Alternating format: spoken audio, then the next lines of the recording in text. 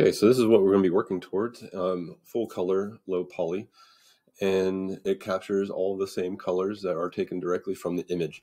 We're going to take all those paths that we created, and if you're snapping them correctly, then it should create pretty flawless paths throughout your whole animal. There might even be some, and I'll show some in mine, that I've had to go back and take out. So let's get started with this. I'm going to go back to my animal here, and I've got all my outlines ready to go.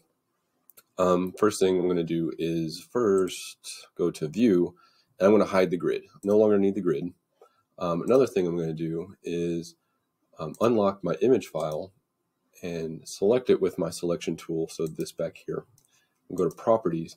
I'm going to crank this back up to 100% so I can have full color of what my images looks like. And then I'm going to lock that layer back down again.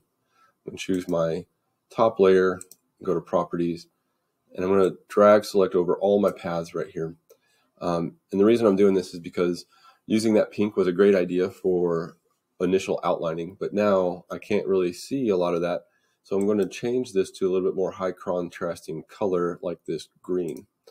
And I'm going to click off of it so I can see what that looks like. And I can see all the spaces a lot better now that it's contrasting, totally different color. All right, so what I'm going to do is I'm going to turn all of these into their own individual paths. I'm going to go to Window. I'm going to make sure that I open up the Pathfinder here, and that opens up a little separate window. And I'm going to go to my layers, and I'm going to choose everything here by selecting this little circle. And then I'm going to choose on the Pathfinder window, I'm going to choose Divide.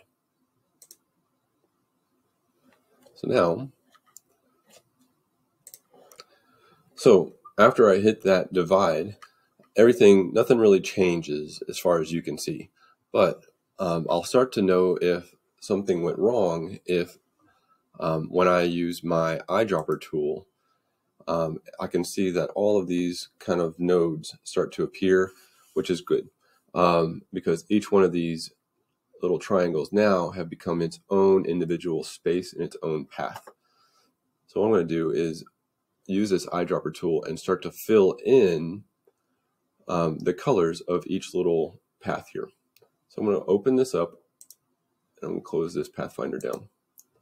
Might use that later, but for right now, I'm going to open up the group. And now I can see all the paths that were created. I'm going to go to the first one right here by selecting this circle. And I can see which one is highlighted here, which one it wants me to fill in. So with this eyedropper tool, I'm going to choose the most common color within that triangle. And so I'm going to choose this. And then I'm going to go to the next one. And I'm going to choose that. And I'm going to keep going and filling in the colors.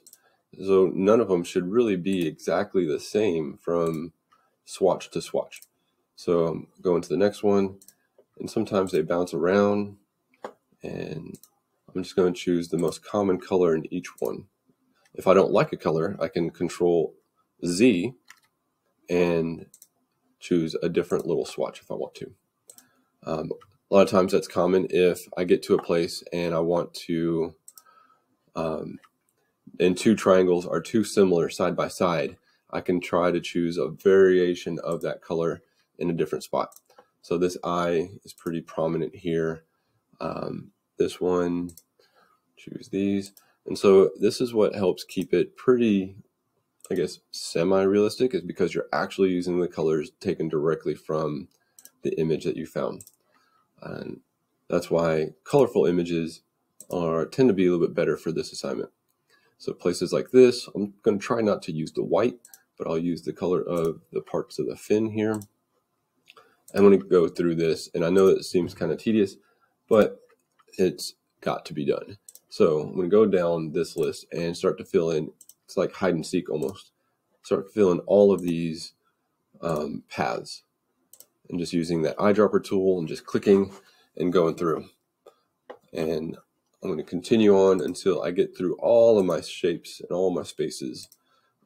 If you see, hey, I get to a part where I don't have a place to fill in, then what you'll do is redo that part where we did the highlighting of your paths by clicking this, and then go in the Pathfinder, dividing.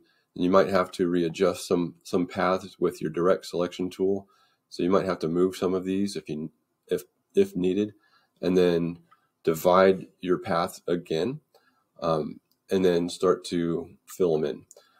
It's not going to make you redo everything, but you can keep dividing your paths more and more as needed. So continue on with filling in your spaces until you get to the end of all of your paths. Remember, trying to keep your colors a little bit different from path to path. I'm going to continue working on this until I wrap this up.